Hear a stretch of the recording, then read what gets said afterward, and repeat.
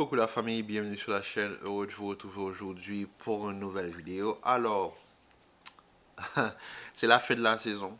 La saison fut longue, périlleuse, compliquée pour le Real Madrid, mais on est arrivé au bout de cette saison. On termine la saison avec une victoire du Real Madrid 2 buts à 0 face à la Real Sociedad, doublé de Kylian Mbappé qui termine, je pense, Pichichi de la Liga. Euh, Mais aujourd'hui, c'est pas juste la fin d'une saison, en fait, parce que tout simplement, aujourd'hui, on a assisté à la fin de Luka Modric sous les couleurs du Real Madrid, de Lucas Vasquez aussi, et le départ officiel de Carlo Ancelotti, qui à partir de demain ne sera plus l'entraîneur du Real Madrid. Et comment vous dire que là, c'est pas juste la fin, c'est pas, en fait, il n'y a pas de mots pour décrire parce que c'est tout simplement une page qui se tourne dans l'histoire de cette équipe du Real Madrid.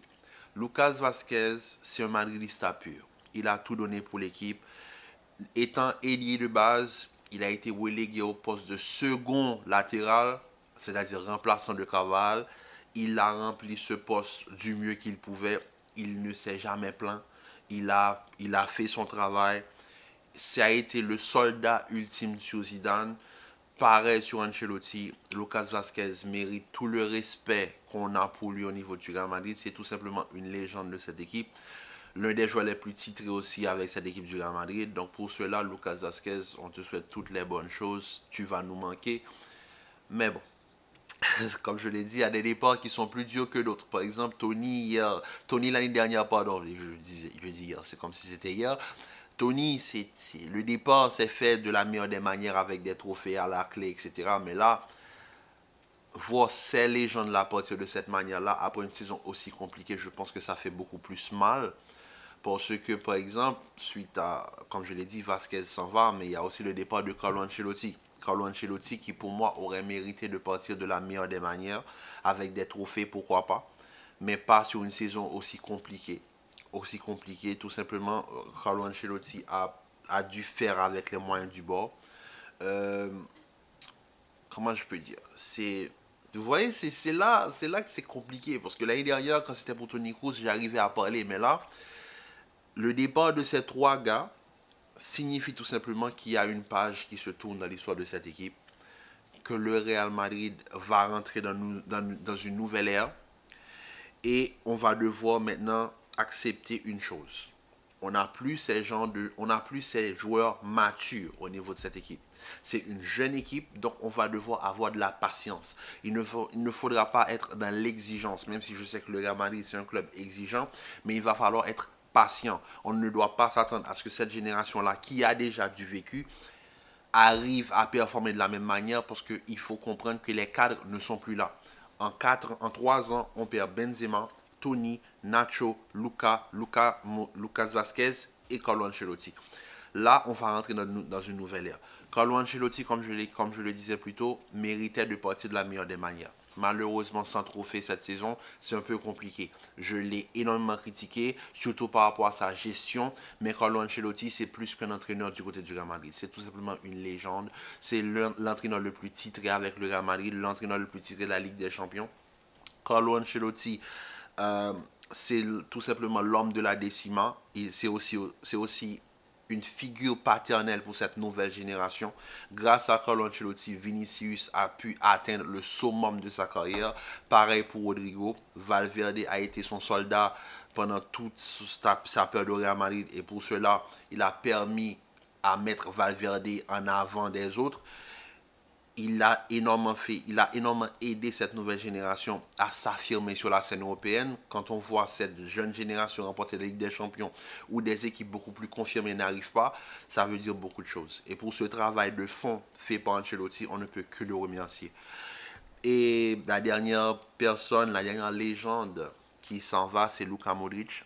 Arrivé en 2013, je me rappelle, il y a une petite anecdote. Quand Luka Modric signe de Tottenham au Real Madrid,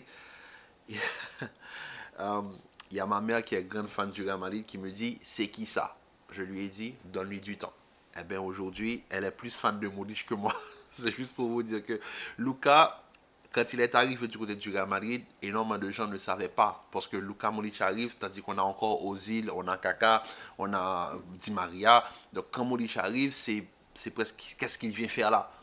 Modric, au fur et à mesure du temps, il s'est imposé et il quitte le Real Madrid en tant que légende. Tout simplement une légende éternelle. Luka Modric, chaque course, chaque récupération de balle, chaque extérieur du pied. Dès que Luka touchait le ballon, le temps s'arrêtait sur le terrain. Et pour cela, voilà. Vous voyez, c'est plus difficile de parler de Luka que de Toni Kroos. C'est-à-dire que l'année dernière, Toni, je pensais, ok, il est arrivé à un sommet, il veut partir, il peut partir. Mais Luka, avec la saison qu'on a vécue, je pense que Luka aurait mérité mieux. Il aurait mérité mieux et franchement, ça fait mal. Ça fait mal. Oui, j'ai versé la petite larme. On peut le voir que même, même moi, j'arrive pas à parler parce que ça a été une matinée assez complexe. Pour certains, les gens regardent le foot comme étant juste un sport, juste un divertissement. Mais pour nous, fans de foot et fans de certaines équipes, il y a des moments qui font mal. Et aujourd'hui, ça fait mal de voir Luka Modric partir de cette manière. Mais bon, la légende est éternelle, comme je l'ai dit. On n'oubliera jamais Luka Modric. Luka Modric, Ballon d'Or 2018 quand même, ça veut dire beaucoup de choses. Luka Modric s'est imposé comme étant tout simplement, non pas une légende du Real Madrid seulement, mais une légende du football.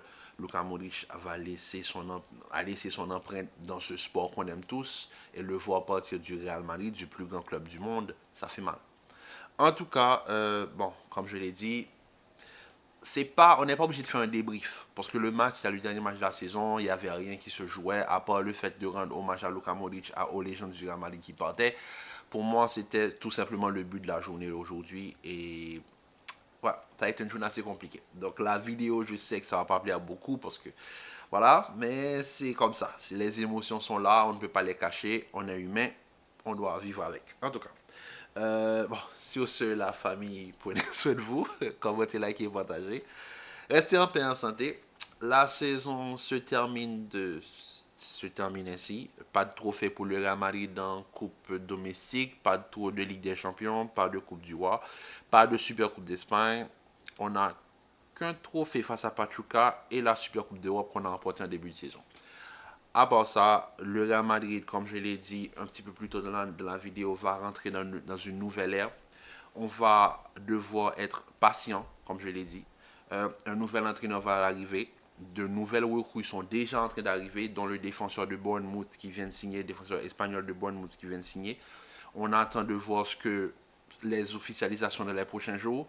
On verra aussi très bientôt la situation de Rodrigo par rapport au Real Madrid. Est-ce qu'il reste ou est-ce qu'il s'en va? S'il s'en va, où est-ce qu'il va? Ça va être quoi la stratégie pour réajuster l'attaque du Real Madrid? Parce que si Rodrigo s'en va, il y a un poste à pouvoir. Est-ce que le Real Madrid va recruter? Est-ce que Brahim ou Ada vont rentrer en mise? Est-ce que le Real Madrid va finalement prendre en compte ces deux joueurs qui méritent d'avoir du temps de jeu l'année prochaine? On ne sait pas. En tout cas, comme je l'ai dit, il va falloir être patient. L'année prochaine, il va falloir s'attendre à de bonnes choses, mais il ne faut pas être trop exigeant. N'oublions pas que c'est une nouvelle ère. On vient de dire au revoir à quand même plusieurs légendes en moins de 3 ans. Donc, le temps de reconstruire cette équipe, ça va prendre du temps.